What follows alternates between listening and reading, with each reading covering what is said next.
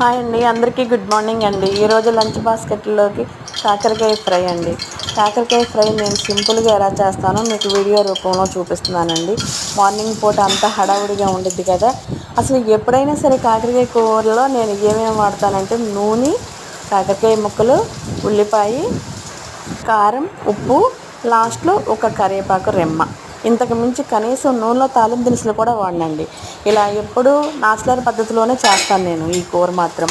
పిల్లలు కూడా ఎంతో ఇష్టంగా తింటారండి.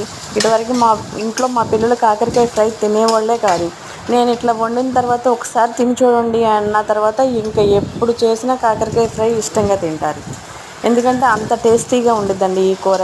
మీరు కూడా ఒకసారి ట్రై చేసి చూడండి, బాగుండిద్ది, చాలా బాగుండిద్ది. సింపుల్గా ఉదయం పూట మనకి పిల్లలకి లంచ్ బాస్కెట్లో కూడా ఇంకా హడావుడి లేకోకుండా రెడీ అయిపోయింది కాకరకాయ కూర. అంతేనండి. ఇంకా కారం వేసిన తర్వాత 5 నిమిషాలు ఉంచేసుకుని దింపేసేయటమే. అయిపోయింది కాకరకాయ కూర.